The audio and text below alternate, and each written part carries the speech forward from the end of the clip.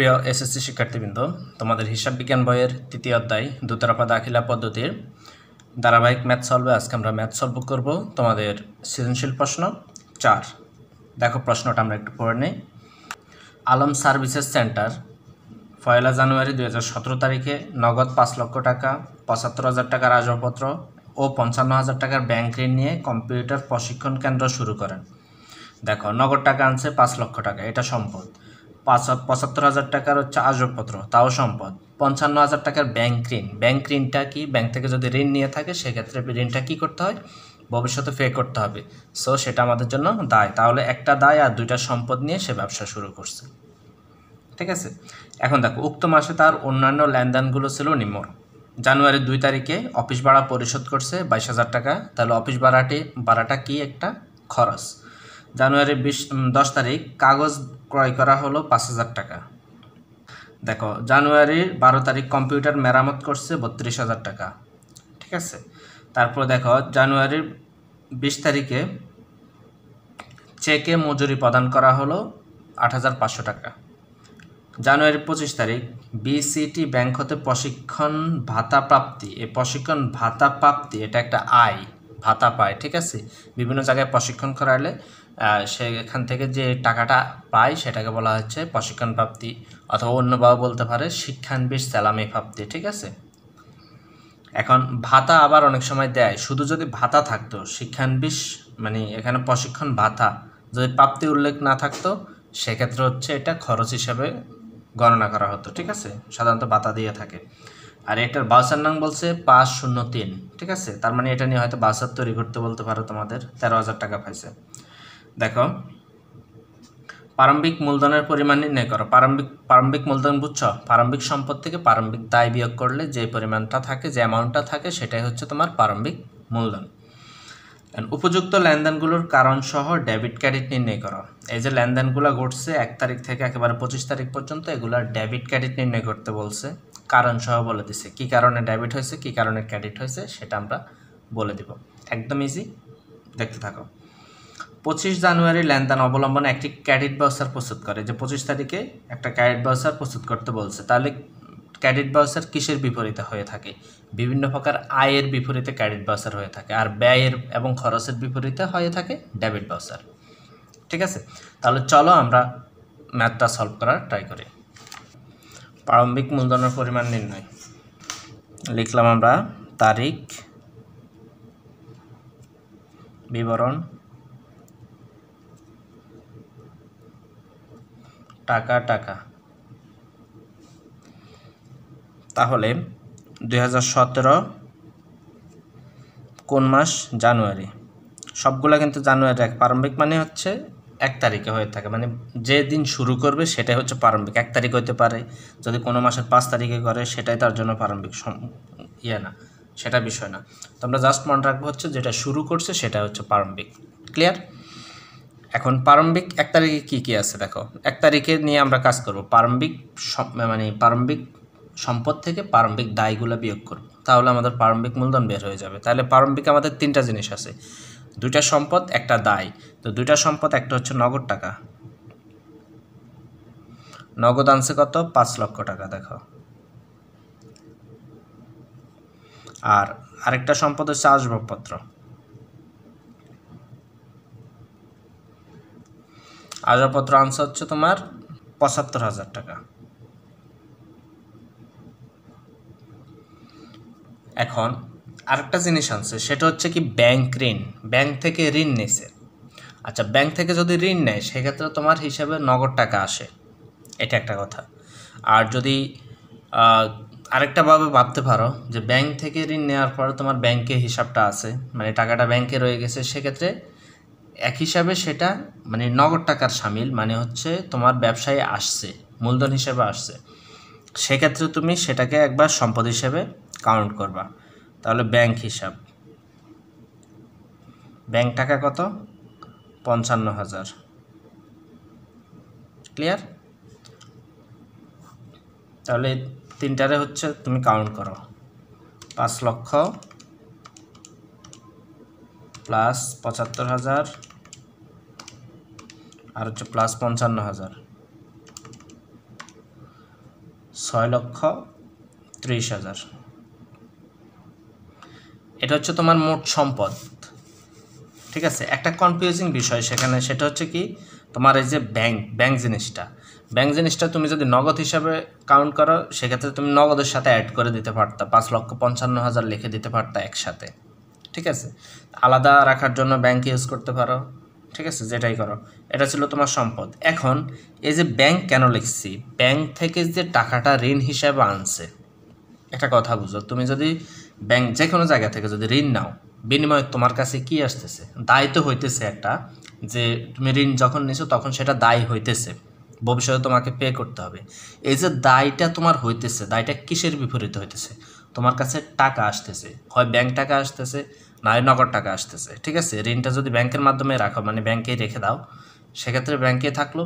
আর যদি ব্যাংকে না রাখে নগদ টাকায় কনভার্ট করে নিয়ে আসো, তাহলে নগদ টাকায় চলে আসলো। তাহলে একটা সম্পদ তোমার কিন্তু আলটিমেটলি বাড়তেছে, মানে একটা দায়ের বিপরীতে একটা সম্পদ তোমার বাড়তেছে।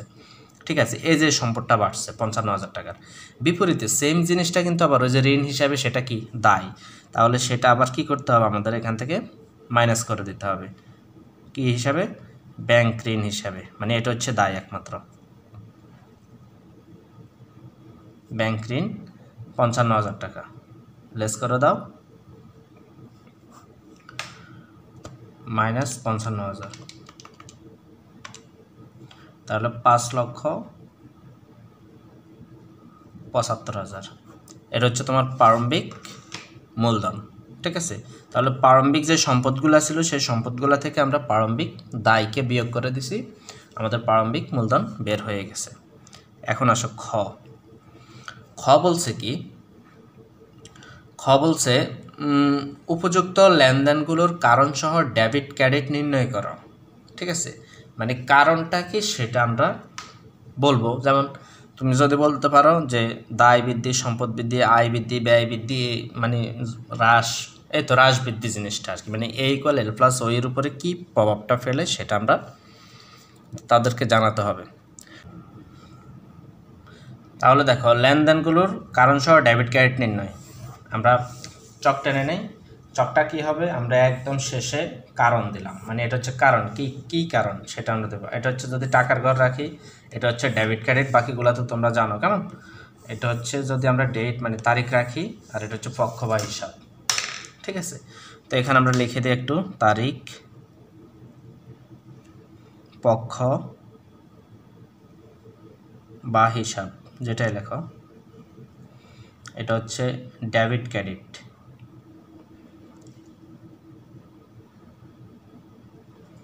এটা টাকা, আর এটা হচ্ছে কি কারণ, সেই কারণটা আমরা এখানে লিখব। এখন তোমাদের অবশ্যই মনে রাখতে হবে যে ডেবিট ক্রেডিট নির্ণয় করার জন্য আমাদের সম্পদ, আয়, ব্যয়, দায়, মালিকানা সত্ত্ব, এই জিনিসগুলো সম্পর্কে জানতে হবে। তাহলে আমরা এখানে যদি একটু ছোট করে লিখে রাখি তোমাদের জন্য সুবিধার জন্য, এগুলো পরে তোমরা পেন্সিল দিয়ে লিখবা অঙ্ক করার সময়, পরে আবার মুছে দিবা। সম্পদ আর হচ্ছে ব্যয়, এই দুইটা জিনিস যদি বৃদ্ধি পায় তাহলে হবে ডেবিট, মনে রাখবা, বৃদ্ধি পেলে ডেবিট। আবার আয়, দায়, মালিকানা সত্ত্ব, মানে মূলধন আর কি, মূলধনের যদি কোনো প্রভাব ফেলে, যদি এগুলো বৃদ্ধি পায়, এই তিনটা আবার বৃদ্ধি পেলে হয়ে যাবে ক্রেডিট। ঠিক আছে, মানে এই দুইটা বৃদ্ধি পেলে ডেবিট হয়, এই তিনটা হচ্ছে বৃদ্ধি পেলে ক্রেডিট হয়। এখন উল্টা চিন্তা করবা, যদি উল্টা হয়ে যায়, যদি সম্পদ এবং আমরা বলছি বৃদ্ধি পেলে ডেবিট হয়, সম্পদ আর ব্যয় এই দুইটা যদি আবার উল্টা মানে কমে যায়, সেক্ষেত্রে কি হয়ে যাবে, ক্রেডিট হয়ে যাবে। আয়, দায়, মালিকানা সত্ত্বে এগুলা কমে গেলে ডেবিট হয়ে যাবে। ঠিক আছে, আরেকটা জিনিস মনে রাখবো হচ্ছে A = L + O। এটা তো তোমরা সেকেন্ড অধ্যায়ে খুব ভালোভাবে বুঝছো। সো সেকেন্ড অধ্যায়ে যারা ভালোভাবে বুঝছো তাদের কাছে এটার কোনো মেজর কোনো ইস্যুই না। তাহলে দেখো, আমরা যদি এখানে ডেটটা লিখি 2017 জানুয়ারি 1 তারিখ থেকে, তো আমাদের সবগুলাই করতে হবে। দেখো, এই জিনিসটাই হচ্ছে তোমাদের মানে এই লেনদেন অধ্যায় মানে হচ্ছে জাবেদা বলো আর হচ্ছে ডেবিট ক্রেডিট নিয়ে বলো, এই ডিফিকাল্টি যে 1 নং নিয়ে তোমাদের হবে, বাকিগুলা দুইটা পক্ষ ইজিলি বসায় দিতে পারবা। 1 নংয়ে একটু ঝামেলার একটু ফ্যাস লাগাইয়া দেয় তোমাদের জন্য হালকা, মানে যারা বুঝতে পারো তাদের জন্য কিছুই না, যারা নতুন বা হচ্ছে ভালোভাবে বুঝো না তাদের জন্য একটু ডিফিকাল্ট হয়ে যায়। দেখো 1 তারিখে বলছে নগদ টাকা আনছে 5 লক্ষ, মাথায় রাখো 75,000 টাকার আসছে আসবাবপত্র, কয়টা জিনিস? 2টা জিনিস। আবার বলছে যে ব্যাংক থেকে ঋণ নিছে, তাহলে ব্যাংক থেকে ঋণ নেওয়ার পর আবার তোমার নগদ টাকা আসছে না, মানে হচ্ছে ব্যাংক টাকা, যদি ব্যাংকে হিসাব কাউন্ট করো তাহলে ব্যাংক টাকা আসছে, তাহলে 3টা জিনিস হচ্ছে তোমার কি সম্পদ, 3টা জিনিস আসছে, ঠিক আছে। আর এখন ওই যে ঋণটা নিছে সেটা একটা দায় না, তাহলে দায় আসছে একটা, মোট হচ্ছে 4টা। আবার বিপরীতে এই সবগুলা মিলাইয়া একটা মালিকানা সত্ত্ব আসে না তোমার প্রতিষ্ঠানে, যে পরিমাণ সম্পদ আসে সমপরিমাণ দায় আর মালিকানা সত্ত্ব মিলাই আসবে না, এই যে এই A=L+O অনুযায়ী। তাহলে 5টা লেনদেন আমরা মানে 1 তারিখে পেয়ে গেছি। তাহলে আমরা দেখি, যদি আমরা লিখি নগদান মানে ডেবিট কি, এখন নগদ টাকা কি একটা সম্পদ বৃদ্ধি পাইছে, নগদ টাকা আসছে প্রতিষ্ঠানে, সেক্ষেত্রে নগদান হিসাব ডেবিট লেখো, নগদান হিসাব ডেবিট, বাংলায় লিখি ডেবিট। আবার আসবাবপত্র আনছে, আসবাবপত্র সম্পদ, কেমন? তাহলে আসবাবপত্র সম্পদ বৃদ্ধি পেলে ডেবিট।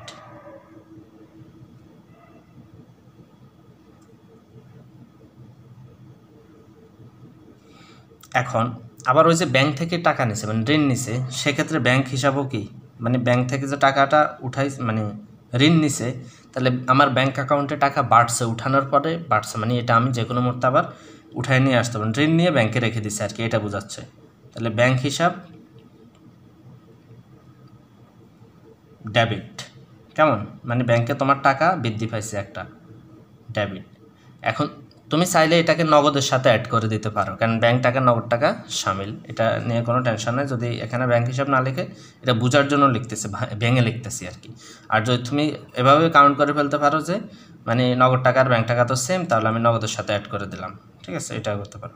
এখন বিপরীতে এই ব্যাংক হিসাবটা আরেকটা তোমার ঋণ ক্রিয়েট করছে, মানে ঋণ হিসাবে নিছে, তাহলে ব্যাংক ঋণ হয়ে যাবে, মানে ব্যাংক ঋণ তোমার জন্য দায় না, মানে যেই পরিমাণ ব্যাংক হিসাব তোমার বাড়াইছে এটা ঋণের মাধ্যমে আসছে, তাহলে ব্যাংক ঋণ ক্রেডিট, কেমন? আর এই যে মূলধন হিসাব নামে একটা হিসাব আসবে, মানে মালিকানা সত্ত্ব যেটা, তাহলে মূলধন হিসাব, মূলধন মানে হচ্ছে মালিকানা, তাহলে মূলধন হিসাব, মূলধন বৃদ্ধি করছে সেটা হচ্ছে মূলধন হিসাব ক্রেডিট। দেখো 5টা জিনিস হয়েছে 1 নংয়ে শুধু। এখন তুমি টাকার হিসাবটা মিলাইতে হবে, তোমার নগদ টাকা কত ছিল? নগদ টাকা ছিল হচ্ছে 5 লক্ষ টাকা, দেখো একদম সরাসরি বসিয়ে দিচ্ছি আমরা 5 লক্ষ। যদি ব্যাংক হিসাবকে আমরা এর সাথে কাউন্ট করতাম তাহলে 5 লক্ষ আর হচ্ছে এখানে ঋণের 55,000 টাকা এটা অ্যাড করে দিতাম সুবিধার জন্য, ঠিক আছে, আরও শর্টকাট করার জন্য। অ্যান্ড ব্যাংকে লিখতেছি এই জন্য আলাদা লিখতেছি। আসবাবপত্র কত? আসবাবপত্র হচ্ছে তোমার 75,000 টাকা, ক্লিয়ার? ব্যাংক হিসাব মানে ব্যাংক হিসাবে তোমার বৃদ্ধি পাইছে কত? যে টাকা ঋণ নিছো সেটা ব্যাংকে বৃদ্ধি পাইছে, তাহলে কত? 55,000 টাকা, মনে রাখো। আবার বিপরীতে তুমি ব্যাংক থেকে যে ঋণ নিছো সেটা তোমার জন্য দায়, তাহলে দায়টা কি তোমার জন্য? ক্রেডিট। এই দায়ের ঘরে 55,000 টাকা, ঠিক আছে, মানে এটার ক্রেডিট একটু আমরা এদিক করে লিখলাম। এখন দেখো তোমার এই যে যতটুকু সম্পদ আছে ততটুকু তোমার দায় এবং মালিকানা সত্ত্ব থাকবে, এই যে A=L+O, তার মানে দায় আর মালিকানা সত্ত্ব দুইটা মিলাইয়া তোমার সম্পদের পরিমাণ হবে। তাহলে তোমার সম্পদ হচ্ছে 1 2 3টা সম্পদ আছে, আর হচ্ছে একটা দায় আছে। তাহলে এই সম্পদগুলা থেকে তুমি যদি দায়টা বিয়োগ করো, যে বাকি অ্যামাউন্টটা থাকবে সেই অ্যামাউন্টটা হবে তোমার মালিকানা সত্ত্ব, ঠিক আছে। যেমন 5 লক্ষ প্লাস 75,000 প্লাস 55,000, এগুলো হচ্ছে তোমার সম্পদ, ঠিক আছে। 6,30,000, এখান থেকে তুমি যে ঋণ করেছো সেই ঋণটা বিয়োগ করে দাও, মানে দায়টা বিয়োগ করে দিবা, সরি দায় হচ্ছে 55,000, তাহলে আর হচ্ছে 5,75,000 টাকা। এই 5,75,000 টাকা তোমার মালিকানা সত্ত্ব। এখন বুঝো ক্রেডিটে কত হয় আর ডেবিটে কত হয়, দুইটাই কিন্তু সমান, মানে ক্রেডিট এবং ডেবিট দুইটাই সমান হতে হবে, ব্যালেন্স, এটা হচ্ছে কথা। এখন কারণ তো তোমরা লিখতে পারবা, এখানে কি হয়েছে, নগদান হিসাব কেন ডেবিট হয়েছে, সম্পদ বৃদ্ধি পাইছে না, সম্পদ বৃদ্ধি, আসবাবপত্র তাও সম্পদ বৃদ্ধি,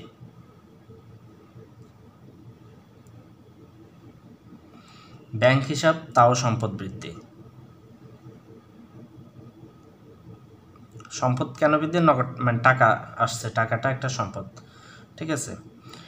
আর ব্যাংক ঋণ এটা কি, দায় বৃদ্ধি পাইছে, এই জন্য ক্রেডিট হয়েছে, কেমন। আর মূলধন হিসাব কেন হয়েছে, মালিকানা সত্ত্ব বৃদ্ধি পাইছে।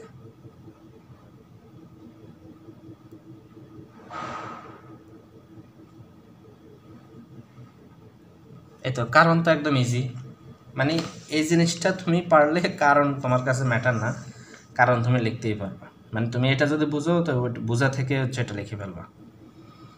তাহলে 1 তারিখ আমাদের শেষ। এখন আমরা দেখি 2 তারিখ। 2 তারিখে বলছে অফিস ভাড়া পরিশোধ করছে, অফিস ভাড়া পরিশোধ করছে, একটা বুঝাও, অফিস ভাড়া, ভাড়াটা কি তোমার জন্য একটা ব্যয়, তাহলে ব্যয় বৃদ্ধি পাইছে, ডেবিট।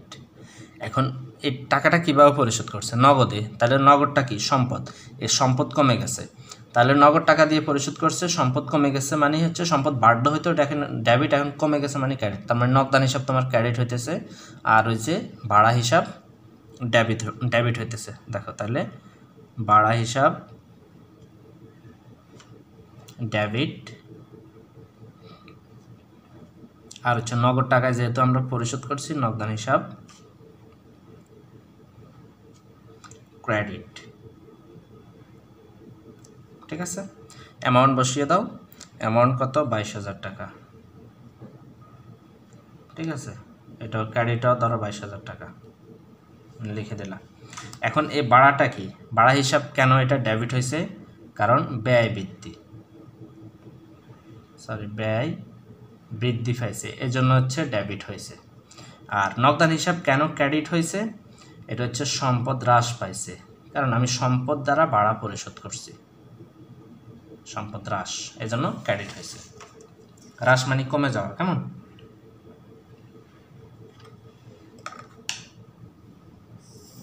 আমার আঙ্গুলটা একেবারে ভাঙা, মানে কলম ধরতে খুবই কষ্ট হইতেছে, এজন্য লেখা খুবই খারাপ। 3 তারিখ 10 তারিখ দেখো, তারপরে বলছে যে কাগজ ক্রয় করা হলো 5,000 টাকা।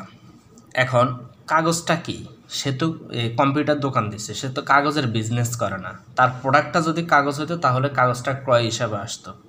এখন তার প্রোডাক্টটা কিন্তু কাগজ না, ঠিক আছে, তার হচ্ছে কম্পিউটারের দোকান, সে যে কাগজ কিনছে, কাগজটা সে কম্পিউটার ওই যে মনিহারি কি জানি ওই ফটোকপি করার জন্য মূলত কিনছে, ঠিক আছে। তাহলে এই জিনিসটা কি, তার সাপ্লাইজ, অফিস সাপ্লাইজ, মানে অফিসের দৈনন্দিন কাজে ব্যবহৃত হয়, তাহলে এই জিনিসটা হচ্ছে অফিস সাপ্লাইজ। তো অফিস সাপ্লাইজটা কি, অফিস সাপ্লাইজটা একটা খরচ, ঠিক আছে।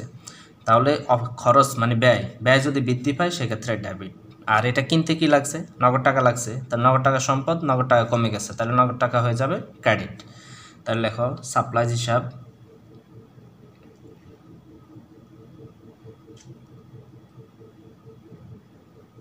সাপ্লাইজ কি, খরচ কিন্তু এটা, আচ্ছা এখানে যে ছোটো করে লিখে দাও, সাপ্লাইজ খরচ হিসাব ডেবিট।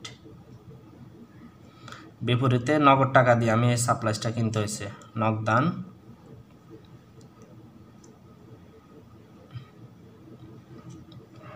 হিসাব ক্রেডিট।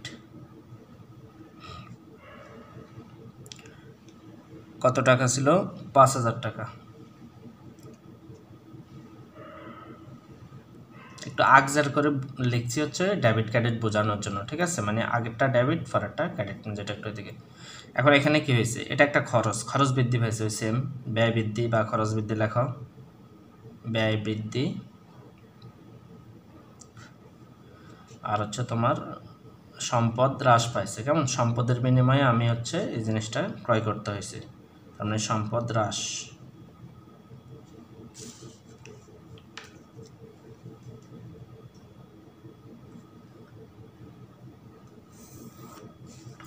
ডান। 10 তারিখের পরে আসো 12 তারিখ। 12 তারিখ বলছে কম্পিউটার মেরামত করা হলো 32,000 টাকা দিয়ে। আচ্ছা বলো তো মেরামতটা কি? মেরামত কি? একটা খরচ। কোনো জিনিস মেরামত করতে কি হয়? তোমার খরচ হয়। তাহলে মেরামত হিসাব ডেবিট, মানে খরচ বৃদ্ধি পাইছে ডেবিট। আর বিনিময়ে কিসের বিনিময়ে সে টাকাটা পে করতে হয়েছে? নগদ টাকায় পে করছে। যদি ব্যাংক বলতো আমরা ব্যাংক ক্রেডিট করতাম, নগদ টাকা বলছে এখন নগদানকে কী করে দেবো? ক্রেডিট করবো, মানে সম্পদ হ্রাস পাইছে এই জন্য ক্রেডিট হয়ে যাবে। তাহলে হচ্ছে মেরামত হিসাব বা মেরামত খরচ হিসাব ডেবিট, ঠিক আছে। আর হচ্ছে নগদ টাকায় যেহেতু আমি টাকাটা দিছি নগদান হিসাব ক্রেডিট। কত টাকা? 32,000 টাকা।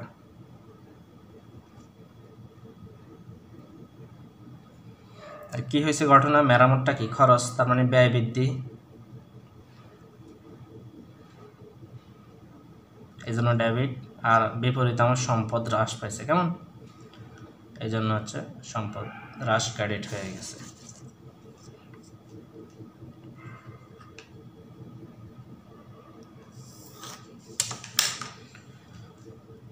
তারপরে দেখো হচ্ছে 20 তারিখ। 20 তারিখ বলছে চেকে মজুরি প্রদান করা হলো। মূল কাজটা কি? মানে মূল খরচ জিনিসটা হচ্ছে মজুরি। মজুরি কি? একটা মানে একজন কাজ করছে তার বিনিময়ে তাকে আমি মজুরি দিছি, তাহলে এটা আমার জন্য খরচ। মজুরি বৃদ্ধি পাইছে মানে ব্যয় বৃদ্ধি পাইছে ডেবিট, তার মানে মজুরি হিসাব ডেবিট। এখন বিনিময়ে আমি টাকাটা তাকে কীভাবে দিছি? নগদে দিছি না ব্যাংকে দিছি না চেকে দিছি? তাই চেক মানে হচ্ছে ব্যাংক, ঠিক আছে। তাহলে ব্যাংক থেকে আমার টাকা কমে যাবে। তো ব্যাংকও আমার জন্য একটা সম্পদ, মানে ব্যাংকে আমার টাকা আছে মানে ওটা আমার জন্য একটা সম্পদ, তাহলে ওই সম্পদটা আমার কমে যাবে। তার মানে আমি নগদ না লিখে লিখবো কি? ব্যাংক। ক্লিয়ার? তার মানে লিখি মজুরি হিসাব ডেবিট। আর বিপরীত হচ্ছে ব্যাংক থেকে আমি টাকাটা দিচ্ছি, কেমন? মানে চেক মানে ব্যাংক, তাহলে ব্যাংক হিসাব কমে যাবে আমার, ব্যাংক হয়ে যাবে ক্রেডিট। ক্লিয়ার? কত টাকা? 8,500। 8,500। তোমার কি হয়েছে? সেম ব্যয় বৃদ্ধি,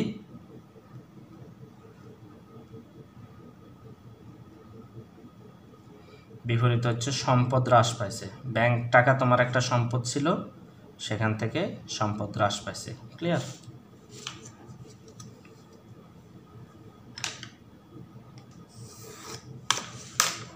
তারপরে লাস্ট ওয়ান বলছে 25 তারিখ। 25 তারিখ কি বলছে দেখো, বিসিটি ব্যাংক হতে প্রশিক্ষণ ভাতা প্রাপ্তি। বিটিসি ব্যাংক হতে প্রশিক্ষণ ভাতা প্রাপ্তি। এখন কার থেকে পাইছে সেটা বিষয় না, তোমাকে জিনিসটা কি পাইছে, মানে কি কারণে তোমার যে কারণটা তোমার মনে রাখতে হবে, যে কারণে প্রতিষ্ঠানের টাকা আসে। এখানে প্রতিষ্ঠানের টাকা আসছে, প্রশিক্ষণ ভাতা আসছে, তাহলে কারণটা কি ছিল? কারণটা ছিল হচ্ছে মানে ওই যে সেবা দিছে, মানে হচ্ছে প্রশিক্ষণ দিছে যেটা, সেটা ঠিক আছে, ভাতা। তাহলে সেটা একটা আয়, প্রশিক্ষণ ভাতা মানে সেবার বিনিময়ে পাইছে। কি সেবা দিছে? প্রশিক্ষণ দিছে। প্রশিক্ষণটা হচ্ছে তার সেবা, বিনিময়ে আয় করছে। তাহলে সেবা আয়টা হচ্ছে তার জন্য আয়। এই আয় জিনিসটা কি? আয় যখন বৃদ্ধি পায় সেক্ষেত্রে ক্রেডিট হয়। ক্লিয়ার? এখন এই আয়টা সে কীভাবে পাইছে? নগদ টাকায় পাইছে, ব্যাংকে পাইছে, নাকি হচ্ছে বাকি রয়ে গেছে? অবশ্যই পেয়ে গেছে। ব্যাংক যেহেতু উল্লেখ করে নাই, এখানে বিসিটি ব্যাংক বলছে, তার মানে এই না সে ব্যাংক থেকে পাইছে, মানে ব্যাংকে পাইছে। আমরা ব্যাংক বলতে বুঝবো হচ্ছে আমাদের ব্যাংক হিসাবকে। ক্লিয়ার? আমরা ব্যাংক বলতে বুঝবো কেবল আমাদের ব্যাংক হিসাবকে। আমাদের ব্যাংক ব্যতীত মানে আমাদের হিসাব ব্যতীত অন্য কিছু হলে সেটা ব্যাংক হিসাব হিসেবে কাউন্ট হবে না। তাহলে বিসিটি ব্যাংক থেকে সে পাইছে, তার মানে বিসিটি ব্যাংক তার কোনো নাম আসবে না, মূলত হচ্ছে প্রশিক্ষণ ভাতা। আর টাকাটা আমি কিভাবে পাইছি? নগদে পেয়ে গেছি। ঠিক আছে? তাহলে নগদে যেহেতু পাইছি, নগদ টাকা যদি বৃদ্ধি পায় সেক্ষেত্রে সম্পদ বৃদ্ধি পাইছে, ডেবিট হবে। তা আমি লিখতে পারি নগদান হিসাব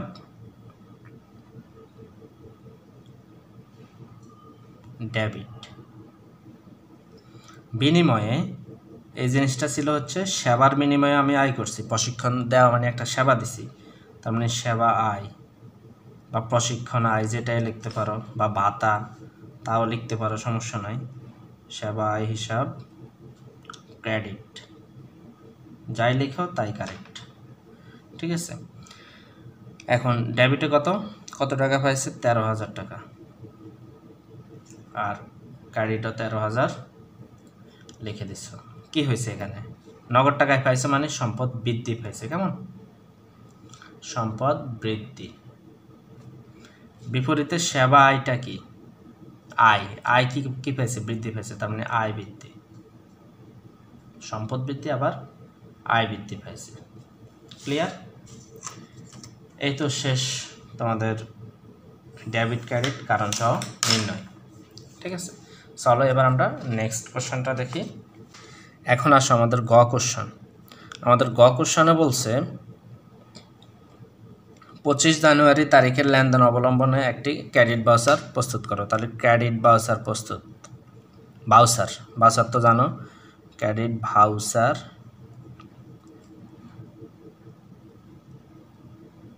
প্রস্তুত, ঠিক আছে। তাহলে আমরা ভাউচারের জন্য একটা সুন্দর একটা চক টেনে নেই। ভাউচারের জন্য মূলত একটা ফেজ নিবা। ফেজ মানে হচ্ছে ভাউচারের যে ফেজটা, এটাকে হচ্ছে আমরা চারপাশে চক টেনে বোঝাবো যে এটা একটা ভাউচার, ঠিক আছে। মানে চারপাশ বন্ধ করে দেব, বোঝাবো যে এটা একটা ফেজ। এই যে চারপাশে ঘর টেনে দিছি, এই জিনিসটা হচ্ছে একটা ভাউচারের পাতা, ঠিক আছে। এই পাতার ভিতরে মূলত লেখা থাকে। তাহলে এই পাতাটার এখানে কি লেখা থাকে? মানে প্রতিষ্ঠানের নাম, মানে কার পক্ষ থেকে এটা হয়। তাই পক্ষ হচ্ছে কি? Alam service, Alam services centre, এটা হচ্ছে প্রতিষ্ঠানের নাম। আর এই জিনিসটা আমরা করব হচ্ছে কি? ক্রেডিট ভাউচার, ঠিক আছে। এটার নাম হচ্ছে ক্রেডিট ভাউচার। আর নিয়ম অনুযায়ী এখানে কি থাকে? এপাশে তারিখ, তোমরা জানো তারিখ কত তারিখ? মানে যে তারিখে তাদের লেনদেনটা হয়েছে সেই তারিখটা। তো কয় তারিখ হয়েছে? 25 তারিখে। 25 জানুয়ারি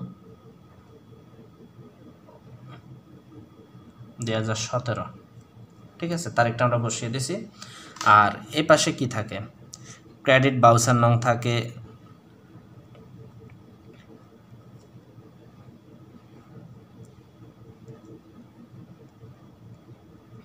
ক্রেডিট ভাউচার নং থাকে। আর এখানে হচ্ছে হিসাব খাত থাকে, মানে কোন খাতের হিসাব সেটা, হিসাব খাত। আর এখানে থাকে হচ্ছে যে প্রদান করছে, ঠিক আছে।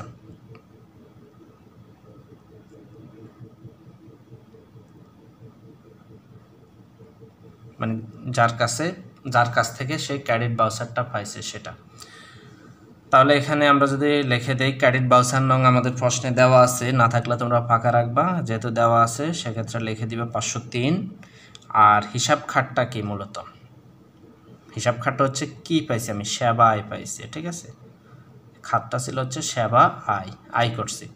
আর প্রদানকারীকে, মানে কারা আমাদেরকে এই জিনিসটা দিচ্ছে? বিসিটি ব্যাংক দিচ্ছে, কেমন?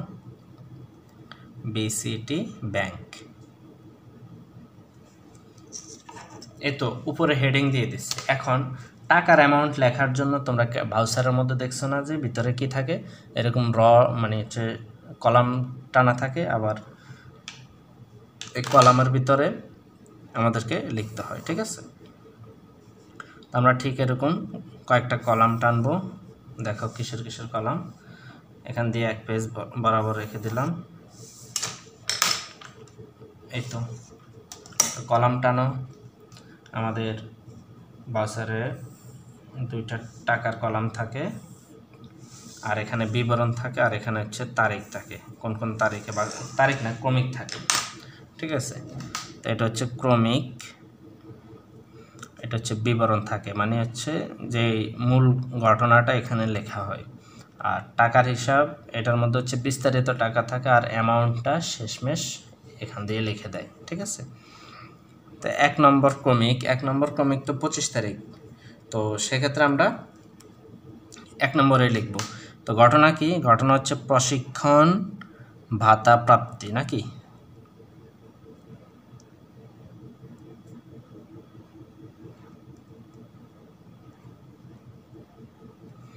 প্রশিক্ষণ ভাতা প্রাপ্তি কত টাকা পাইছে? 13,000 টাকা। আর কোনো কিছু কিন্তু নাই। তাহলে আমরা এই টাকাটারে টেনে এখানে লিখে দাও 13,000। ডান। এখানে লিখে দাও মোট। এখান দিয়ে মোট কিন্তু থাকে, দেখছো না তোমরা? হ্যাঁ, তো এখানে মোট লিখে দিলা এই। আর এখানে টাকাটা কথায় লিখে দিবা, তার মানে এখানে লেখো টাকা, মানে কথায়, অঙ্কটা কথায় লিখবা, তাহলে আর মানে কেউ কিছু বলার মানে এখানে শূন্য দিয়ে বাড়াইতে কমাইতে পারবে না। কথায় লিখে দিবা হচ্ছে কত? 13,000 টাকা মাত্র। 13,000 টাকা মাত্র। আর এই পুরা একটা ভাউচার কয়জনের সিগনেচার করা লাগে? ক্যাশিয়ার, মানে যে ক্যাশ সামাল করে, কেমন? ক্যাশিয়ার, মানে ক্যাশিয়ারের স্বাক্ষর লাগবে। আর আরেকজন হচ্ছে হিসাব রক্ষক, মানে যে হিসাব নিকাশ করে, হিসাব রক্ষক, ঠিক আছে, যে হিসাব সংরক্ষণ করে।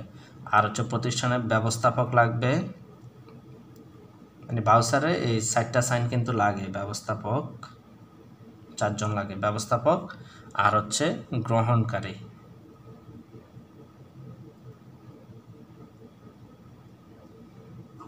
ঠিক আছে।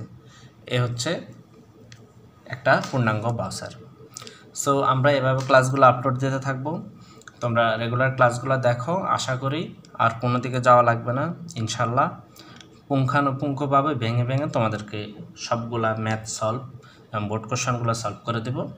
আশা করি কোনো সমস্যা থাকবে না। আর যখনই সমস্যায় পড়বা তোমাদের জন্য অলওয়েজ কমেন্ট বক্স ওপেন আছে, কমেন্ট করবা, অবশ্যই রিপ্লাই পেয়ে যাবা। আর তুমি বাংলাদেশের কোন জেলা এবং কোন স্কুল থেকে দেখতেছো সেটা আমাদের কমেন্টে অবশ্যই জানিয়ে দিবে।